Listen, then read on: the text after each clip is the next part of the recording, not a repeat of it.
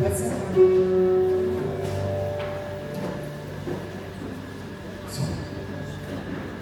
Glória a Deus. Paz seja a todos, amém? Amém. Obrigado pela sua oração. Que você possa continuar insistindo nela. Preciso, né?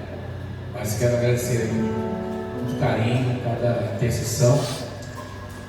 Eu creio que são dias desafiadores, mas o Senhor está no controle, né? De fato, eu passei uma semana bem difícil. Achei realmente que fosse ficar internado, precisaria de uma intervenção cirúrgica, mas Deus me deu mais um tempo. E eu creio que esse tempo em que o Senhor me parou também foi para ministrar algumas coisas no meu coração.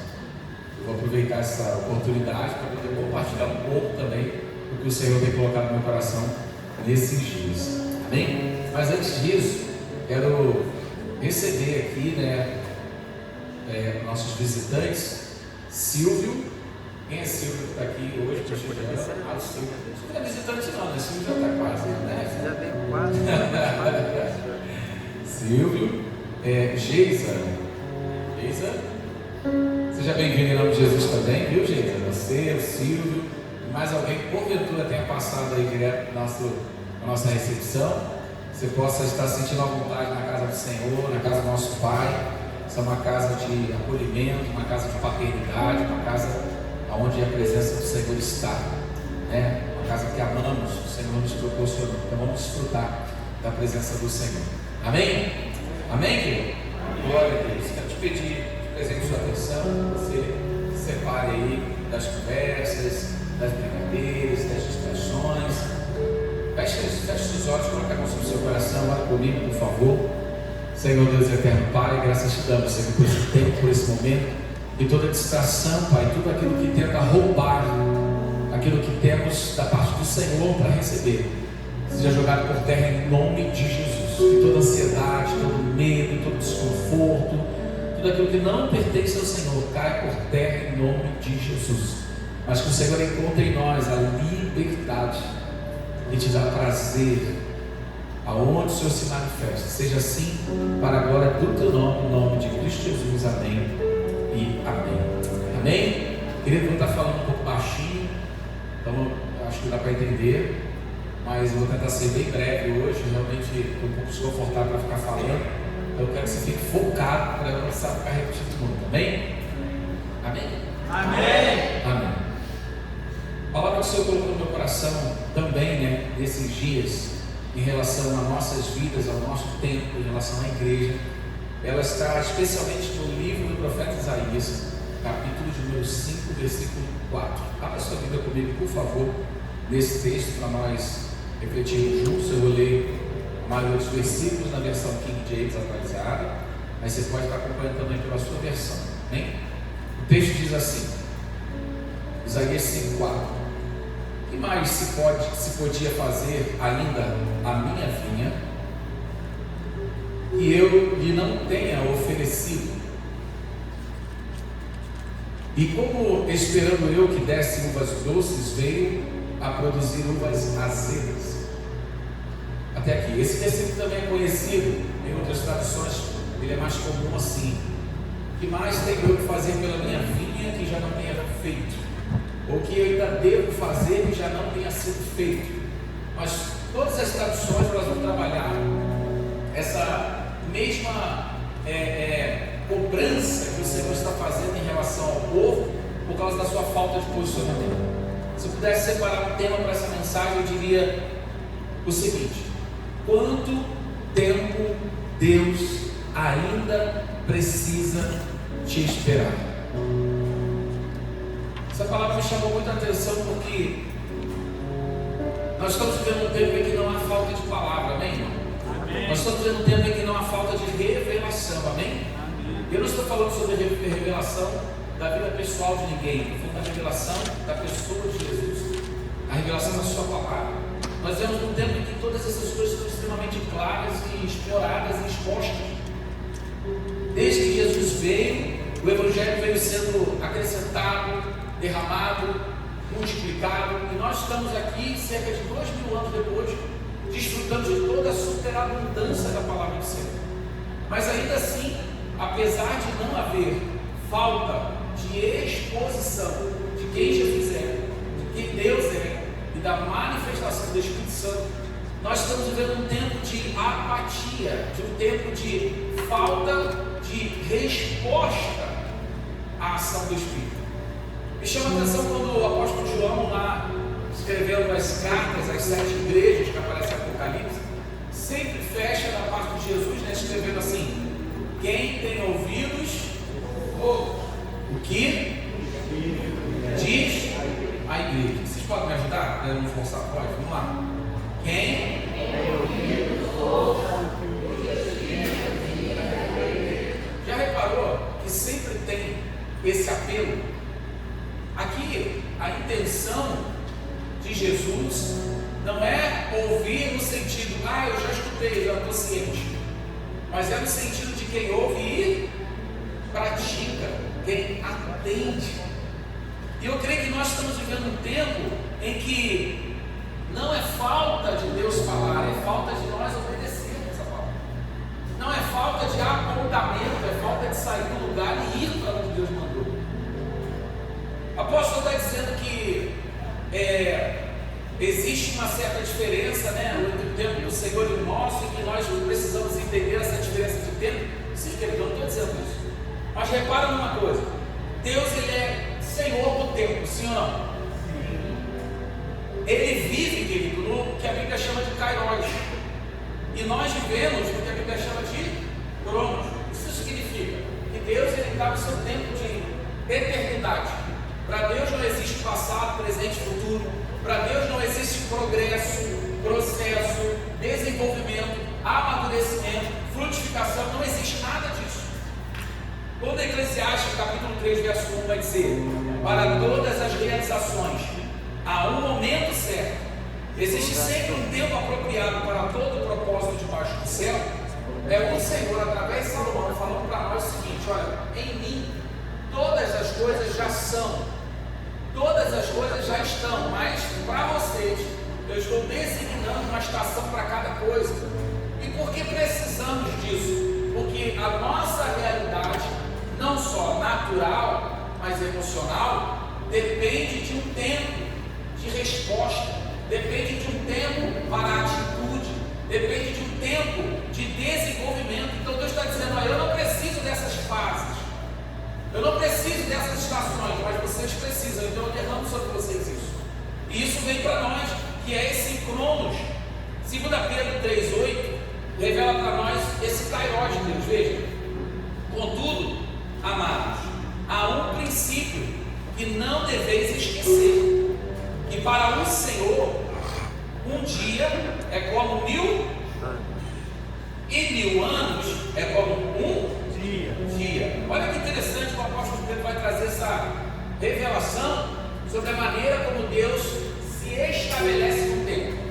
Por que eu trouxe essa distinção aqui logo na abertura? Para a gente entender que a demanda da espera, do tempo, das estações, dos processos, do desenvolvimento, para que tudo se manifeste, não é uma demanda do Senhor, é uma demanda nossa. Eu preciso entender que Deus estabeleceu tempos e processos para todas as coisas, mas muitas vezes, querido, o maior atraso para que as coisas se manifestem não é da parte do Senhor, mas da nossa parte. Não é Deus, não somos nós que temos que esperar o agir de Deus. Às vezes eu estou esperando Deus agir. Já viu isso? Tem muita gente que fala assim: eu já orei, já fiz, agora estou esperando Deus agir. Mas eu quero trazer isso de uma forma mais ampla para nós entendermos que não se trata de esperarmos Deus agir, meu irmão, não é nós que temos que esperar Deus agir, é Deus que muitas das vezes está esperando nós agirmos sobre aquilo que já foi revelado. Efésios 4,13 vai mostrar para nós, por exemplo, esse lugar aonde precisamos chegar. Diz assim: até que todos alcancemos a unidade da fé e do conhecimento do Filho de Deus. Diga comigo: revelação. E cheguemos a estamos chegando lá, atingindo a medida da estatura da plenitude de Cristo. Diga comigo: um lugar Diga um posicionamento.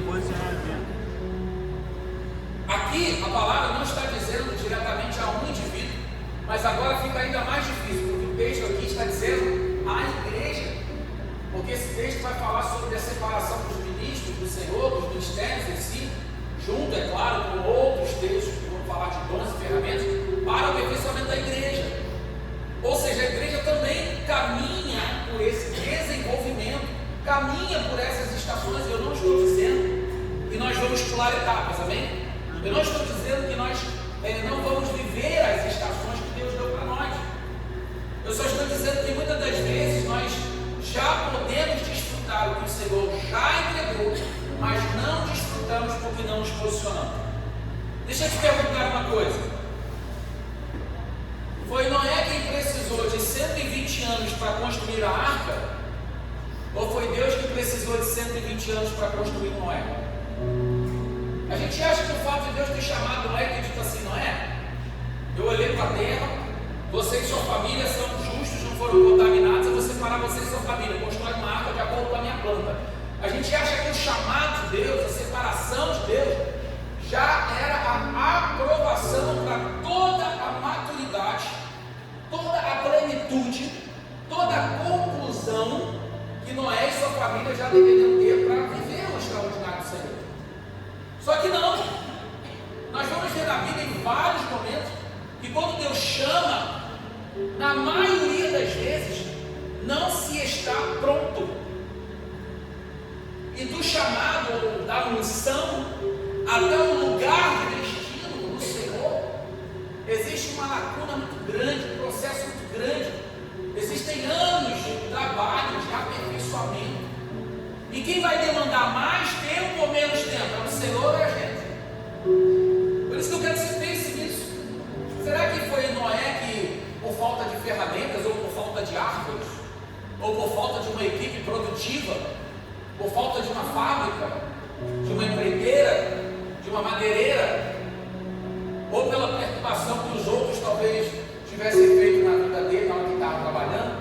Será que foi por causa de que Noé precisou de 120 anos para construir uma arca? Eu quero crer que não foi Noé que precisou de 120 anos para construir uma arca, mas Deus que precisou esperar, entre aspas, 120 anos, até que Noé se transformasse num homem e recomeçaria a humanidade do Senhor.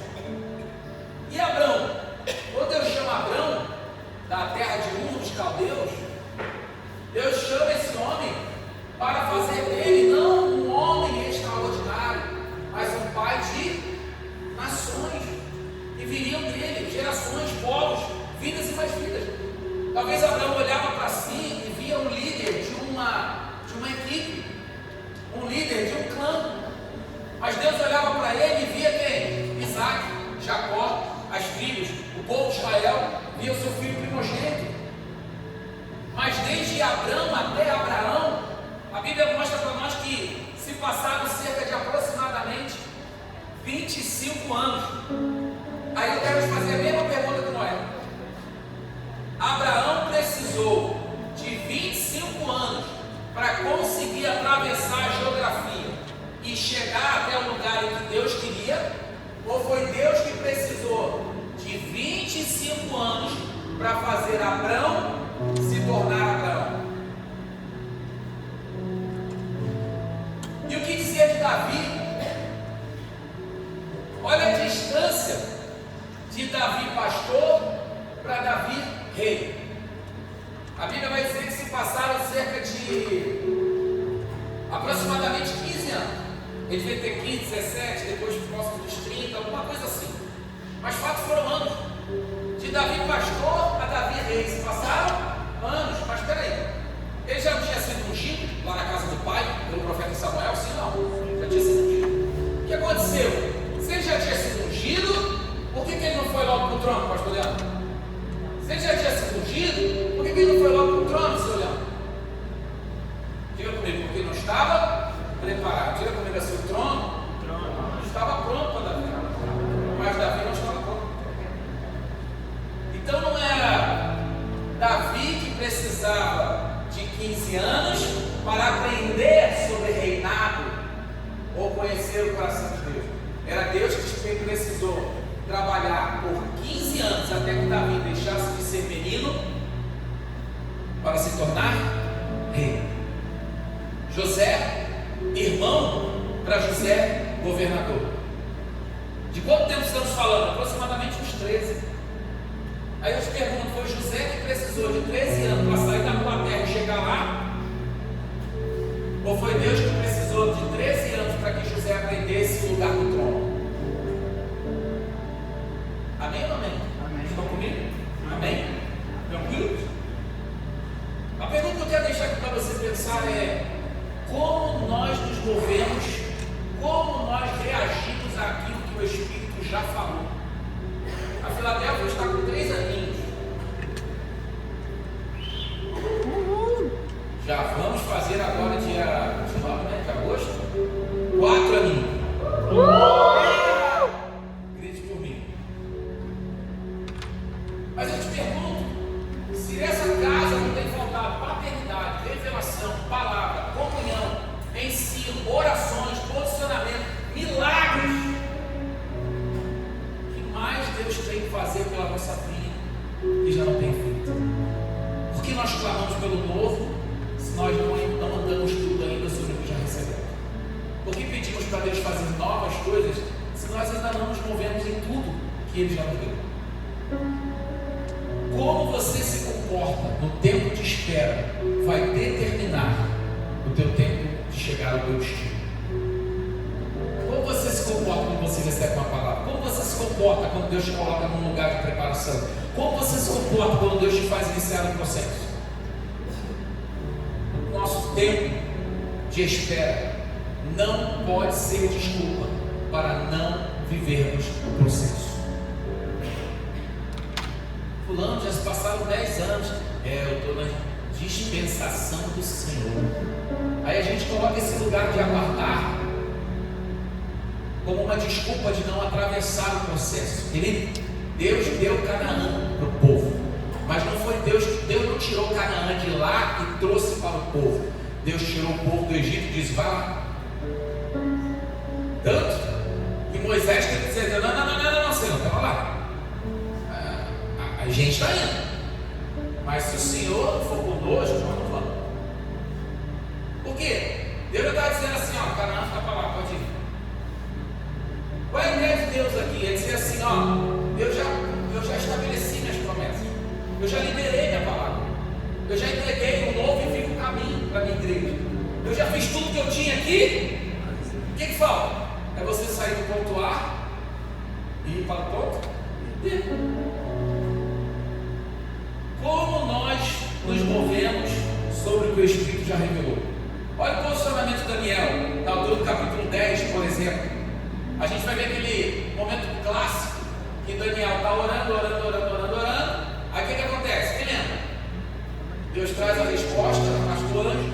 O anjo chega para trazer a resposta, mas encontra um principado, que é o principado da Pérsia. Há uma luta espiritual. Daniel estava fazendo o que mesmo? Daniel estava fazendo o que mesmo? Ué, não estava reclamando? Daniel não estava na campanha? Daniel estava fazendo o quê? Orando. Por que Daniel permaneceu orando? Porque a resposta ainda não tinha chegado. Eu acredito, isso é um pensamento meu, que em muitos casos a resposta não chega para nós, porque se chegar a gente para de orar. Deus quer que você continue falando com Ele. Eu não vou te dar a resposta agora, não, só você vai parar de orar. Você vai parar de buscar. Você vai parar de clamar. Você vai ficar só com a recompensa que você está pedindo e não vai achar o prêmio que eu quero te mostrar. Então é melhor você não receber, só continua orando. Por isso que eu creio que algumas respostas não vêm de imediato. O céu liberou a resposta na hora, mas Daniel precisou perseverar em oração. Eu te pergunto nessa noite: como você se comporta sobre a promessa de Deus enquanto a resposta não chega? E o que dizer de Elias, que e depois do tempo de seca sobre a terra, ele veio trazer uma resposta de oração da parte do Senhor de que iria chover. E aí Elias, o profeta, está lá em Reis, na história, Elias vai dizer para o moço, o auxiliar dele assim, ó, vai lá fora no monte, vê lá se tem sinal de chuva. Aí o auxiliar dele vai lá e olha, não tem nada. Aí ele volta para ele e diz assim, ó, já está seco, já está aquele sol. Quem já pegou aqui, irmão, aquele sol de rachar aqui no Rio de Janeiro? Você que hoje é por fé, né? Porque está frio, está nublado, glória a Deus, eu gosto mais desse tempo. Quem gosta mais desse tempo? É nós, né? Saiu também, irmão. Não é à toa que eu amo Petrópolis. Glória. Uma medida. Aliás, nós vamos fazer a caravana no Petrópolis. Isso aí. Hã? Amanhã não. Não dá. Depois do final do culto, vocês procuram a pastora Wanda ali que ela vai dar anote seu nome. Estou falando sério. Anote seu nome. Mas não vou contar nessa aí.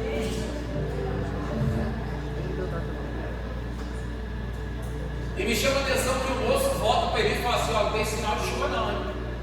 Dá um sol para cada um. E aí o Elias vai dizer para ele assim, ó, volta lá 7 vezes. E aí depois o moço volta e realmente fala assim, ó, eu vejo uma pequena nuvem, vai do tamanho do nosso tempo.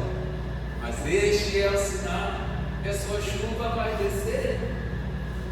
Morar, cantar com chuva não, que deve estar, né? Vai que chora. Mas me chama a atenção que o posicionamento de Elias, quando ele recebeu a notícia de que não tinha sinal de chuva, foi qual? Permanecer orando. Irmão, como você reage àquilo que o Espírito já te direcionou? Como você se move sobre aquilo que o Espírito já te apontou? E outra, quanto tempo você vai levar até caminhar sobre a palavra que você já recebeu? Quanto tempo você vai levar para chegar lá? E como não dizer os 120 discípulos que estavam lá em Jerusalém reunidos depois daquela captura, morte e ressurreição de Jesus, lembra? Lá em Atos. Os 120 estavam dentro da casa reunidos, fazendo o quê? Opção A, jogando um. Opção B, jogando xadrez. Ou opção C, fazendo a capa dentro. Cadê o Ru da Juventude Equibala aí?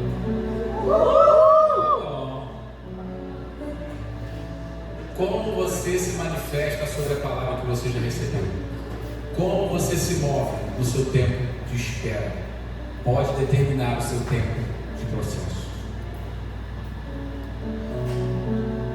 Aí a pergunta que eu quero insistir aqui é: por que, irmão?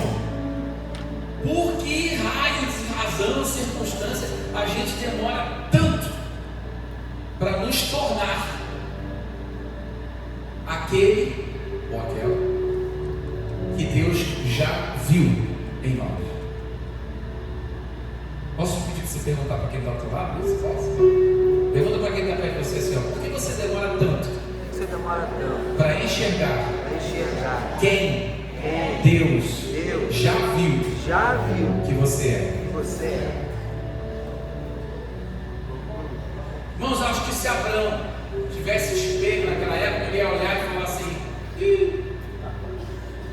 pai acabou de morrer, agora tem um clã para levar, que eu já estou no meio da viagem. Abraão já tinha saído da terra com o clã e com Terá, seu pai. Ali ele recebe a palavra para ele ir. Então Deus não estava falando, preste atenção, Deus não estava falando para Abraão de um deslocamento geográfico. Diga comigo, Deus não estava falando para Abraão mudar de endereço, embora sim era sobre pisar numa terra, mas era muito além disso. Era sobre ele deixar de ser Abrão e se tornar, era sobre Jacó deixar de ser Jacó e se tornar. Quanto tempo você vai levar ainda para se transformar em quem Deus já viu que que você? Quanto tempo mais você precisa de resenha? José, em Salmo 105:19, vai mostrar que até cumprir-se a profecia a respeito dele, a palavra do Senhor o provou. O sonho estava pronto, José lá. Aí deixa eu te dizer uma distinção que eu encontro na história de José muito sensacional.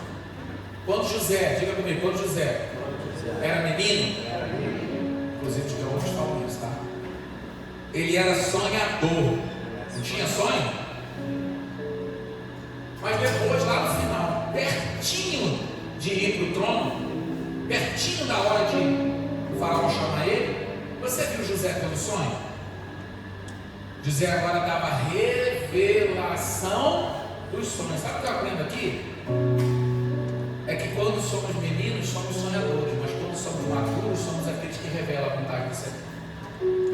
Aí eu te pergunto, o que Deus estava trabalhando em José? Era mudança de endereço? Era o tempo? Era maturidade. A pergunta que eu quero te falar essa noite é: quanto tempo você vai levar ainda para amadurecer? Quanto tempo você vai levar ainda para poder dar aquilo que Deus quer te confiar? Quanto tempo mais? Vamos, quanto tempo mais? O que mais Deus tem que fazer para você entender que tem chave de celeiro para te dar? Tem chuva sobre a terra para trazer. Tem fogo sobre o monte para mudar os gerações. Tem famílias para serem transformadas. Tem curas para serem liberadas. Tem várias coisas para serem feitas, mas às vezes a gente fica esperando assim: não, eu estou esperando um sinal. Outro? Existem pessoas, irmão, que se o anjo aparecer para ele e falar assim: então, essa é a hora. Essa é a hora da dor. A pessoa ainda vai dizer assim: não, pera aí um pouquinho, que eu vou botar a minha lã no orvalho e fazer prova com Deus. Aí vai ficar, tá bom. Aí vai e acontece. Aí depois, não, agora eu vou fazer outra prova com Deus. Vou botar a lã no orvalho, mas agora eu quero que faça de outro jeito. Aí então tá bom. Aí quando Deus libera todas as condições para acontecer, você fala: não, Deus, espera aí, que agora eu vou esperar mais um sinal. Eu tenho que esperar acontecer mais uma coisa. Eu vou esperar acontecer isso. Eu vou esperar meu marido se posicionar. Eu vou esperar minha esposa se converter. Eu vou esperar meus filhos a se posicionar. Eu vou esperar, sabe, o tutu melhorar. Não, eu vou esperar quando eu tiver carro. Não, eu vou esperar quando eu tiver uma casa. Eu vou esperar quando eu tiver um espaço. Eu vou esperar quando eu tiver um ministério. Eu vou esperar quando eu tiver um óleo sobre a minha cabeça, um carro dentro da igreja. Eu vou esperar quando eu tiver a aprovação dos outros. Pare de esperar por aquilo que Deus não colocou como exigência para você fazer o que tem que ser feito. A única coisa que Deus realmente espera de nós é a nossa obediência. É isso. Aí eu fico pensando, se Davi não fosse, né? Moisés, em Atos, capítulo 7, vai mostrar para nós uma escrita lá de Lucas, fazendo referência a Moisés, que Moisés achava que as pessoas já estavam entendendo quem ele era, o que ele tinha que fazer. Ele estava tentando resolver uma briga lá, que estava acontecendo com seus irmãos. E aí vão dizer para ele: quem é você que te estabeleceu como juiz entre nós? Nós vimos que você matou lá o egípcio e tal. Quer dizer, Moisés, ele não era entendido nem pelos outros, e Deus já estava separando ele. Aos 40 anos ele achava que estava pronto. Afinal de contas, né? 40 anos é 40 dias, né, gente? Sim ou não? Amém ou não amém? Aí quando Moisés falou: pô, já tem 40 anos, já está mal para as pessoas entenderem que eu sou um cara maduro.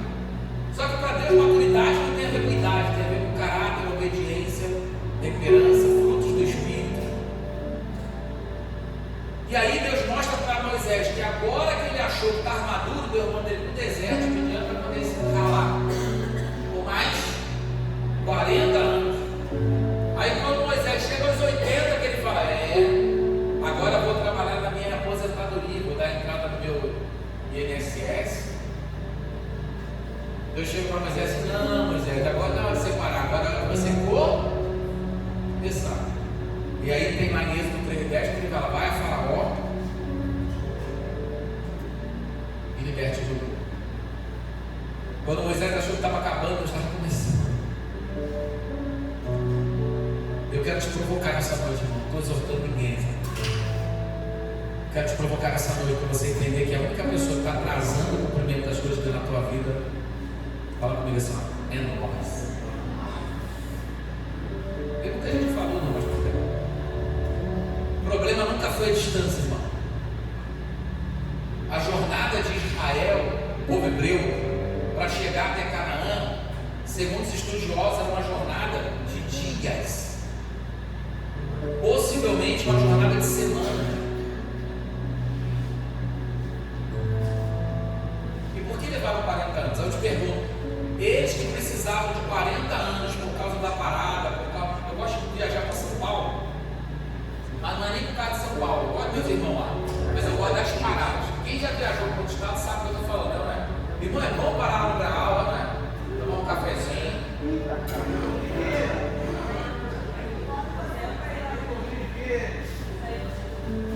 Mas eu adoro gravar, sério. Vai no banheiro. Que banheiro espetacular. Irmão, a primeira vez que eu vi o Victório grandão assim, uma coisa. Mas já estava aqui o Victório desse tamanho. Instalação de primeira, grandão, nem da fila, a catraca. Bota lá, mas só precisa se preparar um pouquinho para ter. Mas não é bonito? É ou não é? Às vezes você nem tem dinheiro para comprar, mas você quer parar lá.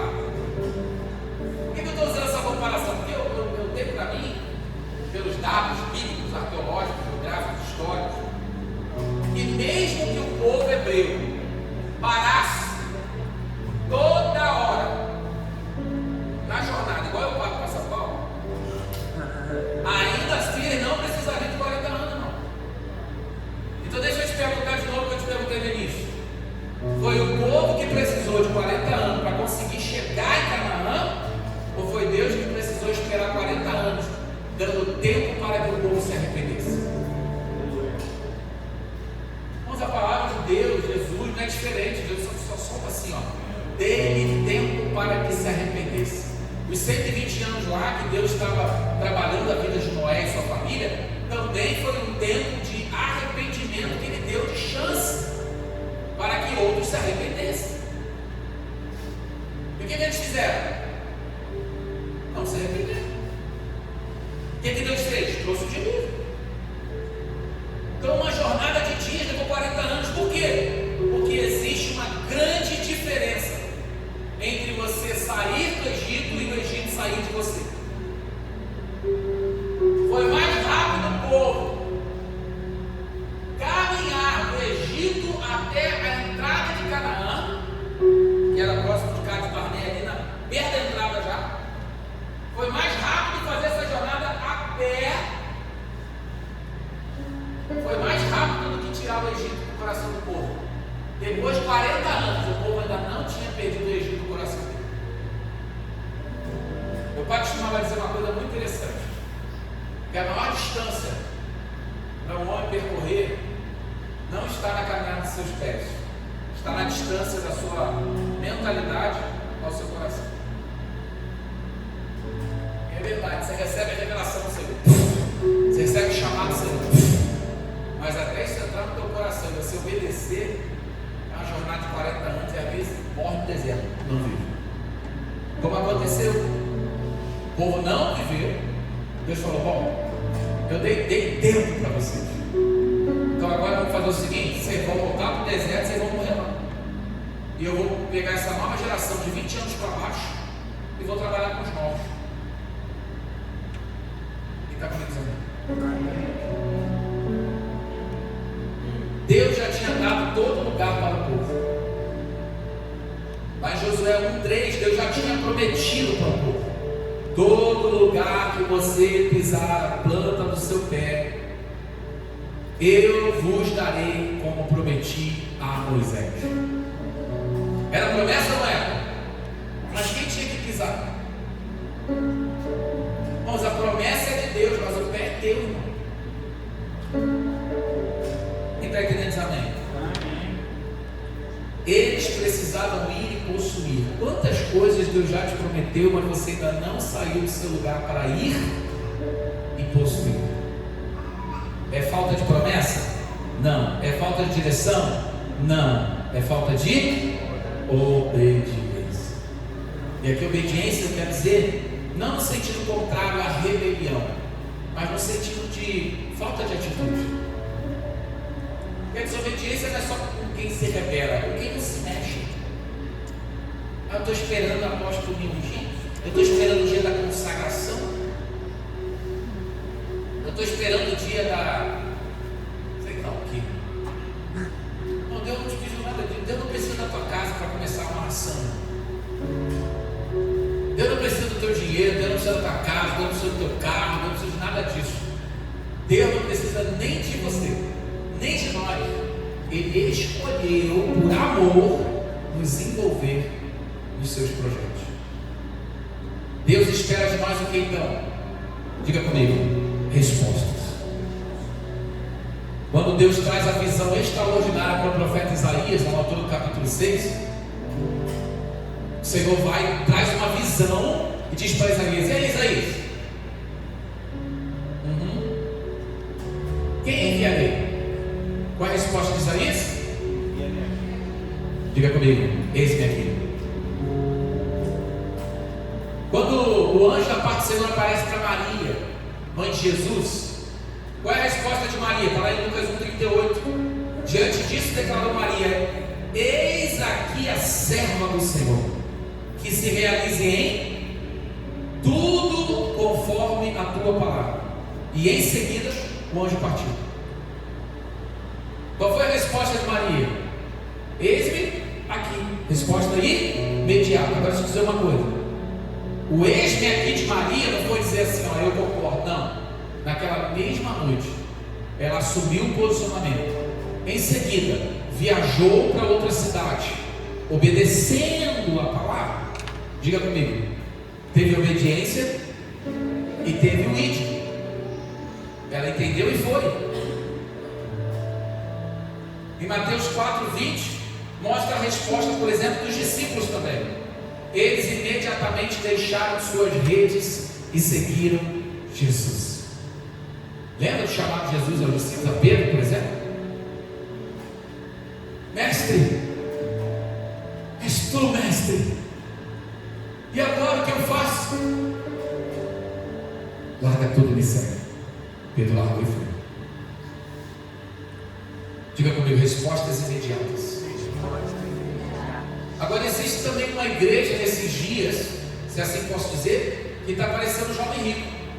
Lá em Marcos capítulo 10, 22, quando vai mostrar que Deus chama o jovem rico que queria segui-lo, e ele diz: você tem que fazer isso, tem que fazer isso, tem que fazer isso. Aí o jovem rico tenta dar uma boa resposta, diz: Senhor, eu já tenho feito todas essas coisas. Não tenho defraudado ninguém, não tenho feito nada errado, podia estar matando, podia estar roubando, podia estar fazendo. Tipo assim, sabe? Não estou fazendo nada errado, eu estou sendo um bom menino. Aí o Senhor olha para ele e fala assim: agora eu quero que você deixe a sua riqueza para me seguir. Só que a Bíblia vai dizer nesse texto que ele era um homem muito rico, e ele não conseguiu deixar a sua riqueza para seguir Jesus. Jesus nunca teve problema com dinheiro, mas teve problema com dois senhores. O Senhor Jesus é o único Senhor. E aquele jovem não conseguiu abrir mão de Mamon, que era quem governava o coração dele. Não conseguiu abrir mão da sua riqueza. E foi isso que Jesus mostrou para ele: olha como está teu coração. Você ama mais a sua riqueza do que a minha. Você não consegue me seguir. Você tem que fazer igual Pedro, cara. Pedro teve uma multiplicação de peixe, deu uma bolada de dinheiro. Mandei deixar tudo e me seguir. Ele seguiu. E a riqueza que Pedro experimentou foi muito maior do que tudo que ele poderia ter trabalhado para conquistar. E eu vejo que, de certa forma, existe uma igreja hoje na nossa geração que está dando essa mesma resposta para Jesus. Jesus, eu te sigo, mas tem que ser do meu jeito, no meu tempo, no meu templo, no meu tempo, na minha riqueza, do meu jeito. Tem que ser com o meu estilo de culto, tem que ser com o meu repertório de louvor, tem que ser com a minha maneira de adorar o Senhor, porque se for um pouco diferente, Jesus ali, desculpa, eu não consigo seguir. Riquezas que acumulamos dentro de nós, que o Senhor precisa ser deixado para seguir Jesus. O maior problema da igreja não é falta de revelação. Tiago 1,22 vai dizer: sede praticantes da palavra, e não simplesmente ouvintes, iludindo a vocês mesmos.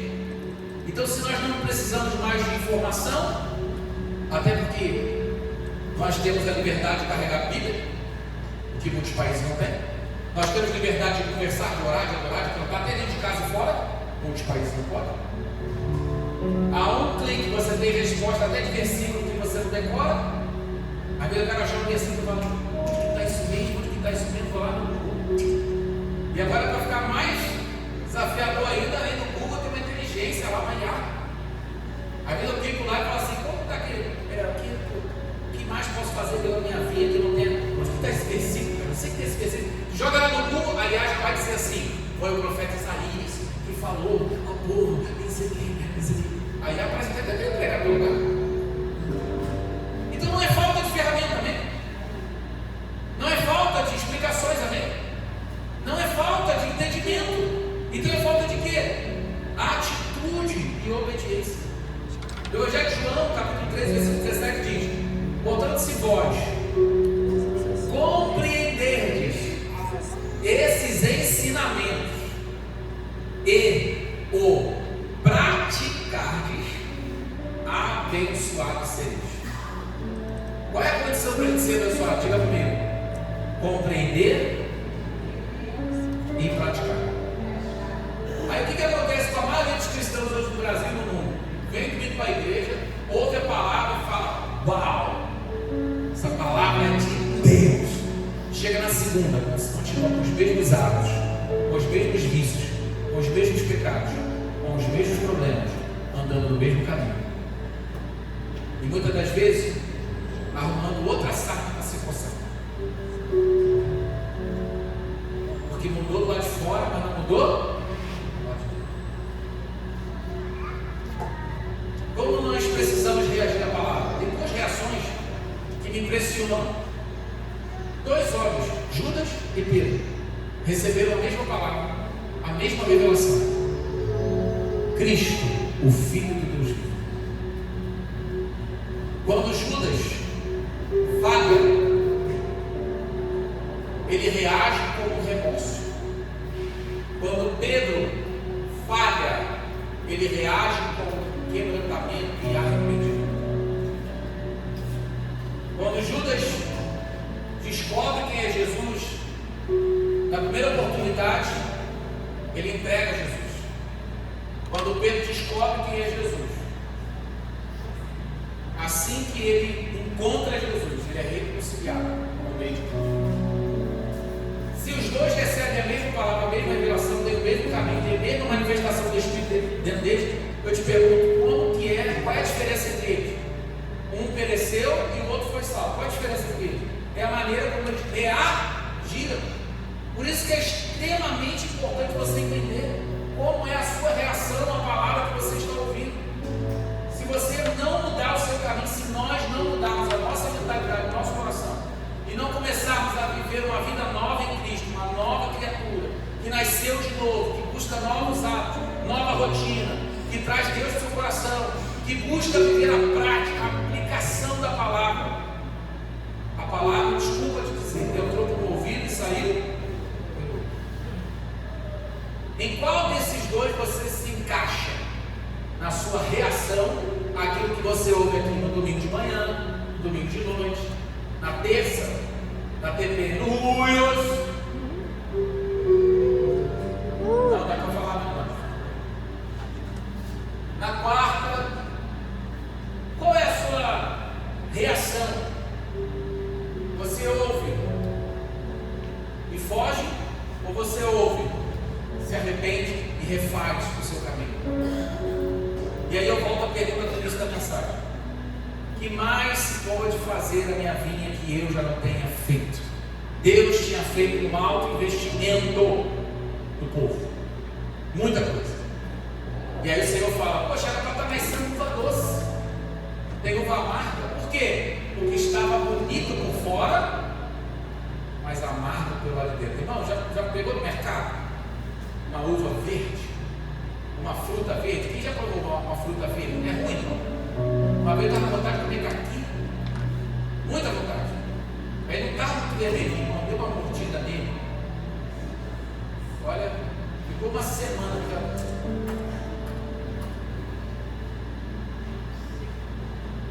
Aí disse assim, mas eu sabia que estava verde? Estava tão bonito por fora. Não, tem muita gente que está assim, sabe? Muito bonito por fora, mas Deus está perguntando, por que você ainda não está doce por dentro? Por que você está bonito por fora no domingo, mas quando alguém vai se alimentar de quem você é, descobre que você ainda tem cica, que você ainda é amargo, que você ainda é verde. Se você é aquele que precisa dar fruto para alimentar os que andam contigo, você precisa estar doce. Vira para o teu irmão e fala assim, você está doce? Ou está amarguinho? Está amarguinho. Tem irmão que está aproveitando para perguntar isso para a esposa aí, ó. Tem irmão que está aproveitando. Aproveita, irmão. Aproveita que você vai perguntar para o apóstolo falando. Fala assim, você está docinho hoje? Aproveita. Olha esse irmão com cara torta. Gente, vou levantar o clamor. Agora é a vez desse irmão, ó. Pergunta pro irmãozinho aí, pro esposo. Vai, Maracena, pergunta pro tio, vai. Você tá docinho? Ou você tá amarguinho? Vai, Jeff, pergunta.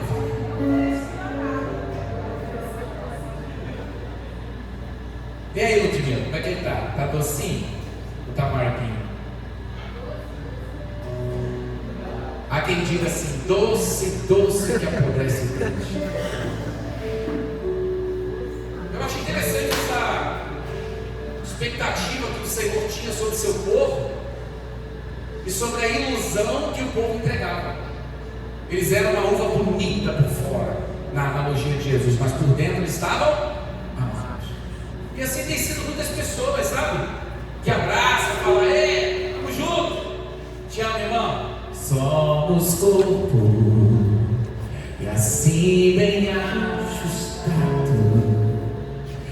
totalmente ligado. Aí chega na segunda-feira, o irmão liga pedindo ajuda, ele fala, desliga. Aí chega na quarta e fala assim, você pode passar aí no carro carona? Ih, vai dar não. Eu ia domingo na igreja, mas falaram para levar alimento não perecível, mas eu não vou não. Não pode esse negócio ficar arrecadando coisa. Nossa, irmão. Nem deu uma mordidinha, já está amado. Escute. Deus enviou profetas. Deus enviou a lei. Deus enviou juízes. Deus enviou reis. Deus enviou o seu Filho. O Filho derramou seu sangue. O Espírito Santo nos foi enviado. As Escrituras foram completas, foram plenas. A igreja foi estabelecida. A graça foi liberada. O reino foi inaugurado. Então a pergunta é, que a gente faz, né? E aí, o que falta Deus fazer? O que Deus vai fazer? Irmãos, que a gente precisa parar de perguntar a Deus o que Ele vai fazer e precisa começar a dizer para Deus, a mudar a pergunta, a dizer assim, o que nós vamos fazer com aquilo que Deus já fez? Vamos parar de perguntar o que Deus vai fazer e vamos começar a descobrir quem Ele é. Amém? E quando você descobre quem Jesus é, você não está preocupado com o que Ele vai fazer, você já sabe quem Ele é. Amém? Quando o filho sabe quem é o pai, ele não fica pedindo comida, ele não fica pedindo dinheiro, ele não fica pedindo afeto, ele não fica pedindo nada, porque ele sabe quem é o pai. Meu pai, você ficar pedindo, você está implorando, eu conheço meu pai, eu sei quem ele é, eu conheço o coração dele. Acho que nós precisamos mudar a nossa pergunta, talvez nas nossas orações. Pare de ficar perguntando o que Deus está fazendo. Senhor, tanta tribulação na minha vida. Essa pessoa que você botou próximo na lista. Meu Deus, que espinho na casa. Meu Deus, Senhor, essa prova.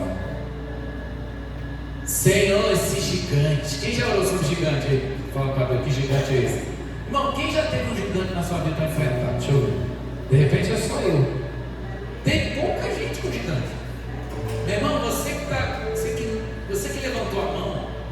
que já teve de gigante aí, você viu alguém que não levantou a mão, não divide o teu gigante com ele. É justo, né? Quem não levantou a mão, irmão, pode ajudar o irmão que tem um gigante só para ele. É o mesmo. É o mesmo. É o mesmo. Deixa eu perguntar de novo.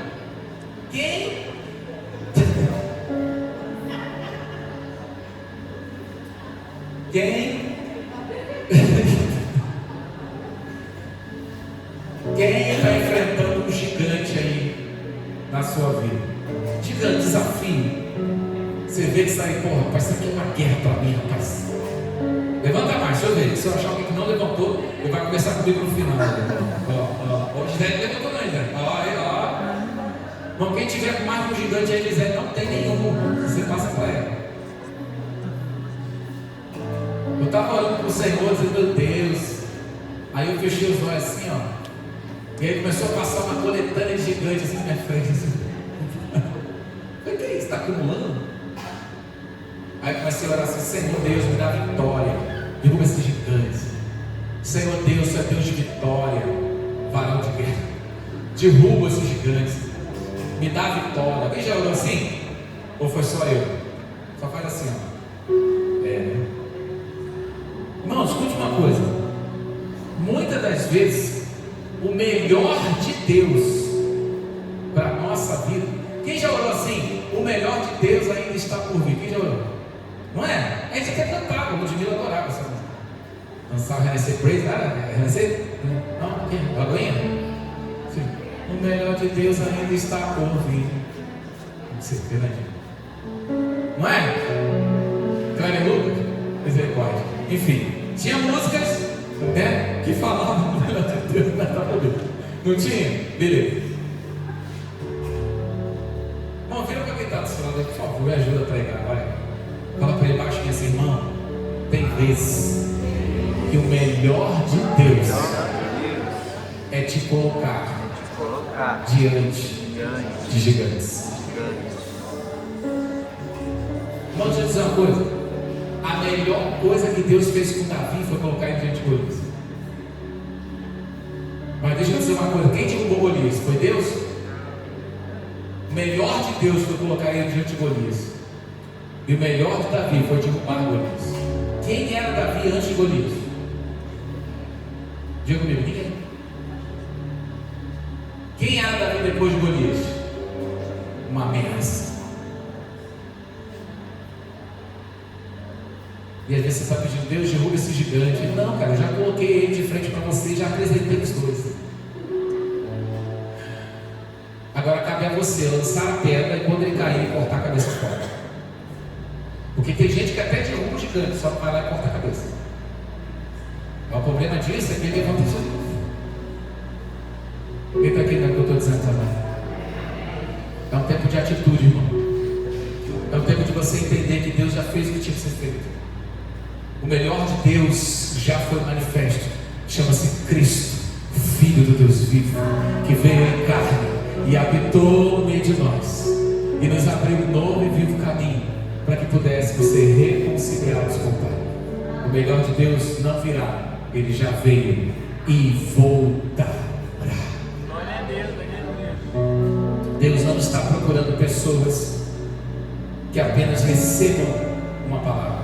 Deus não está procurando pessoas que receberam uma palavra. Deus procura pessoas que estão respondendo ao chamado.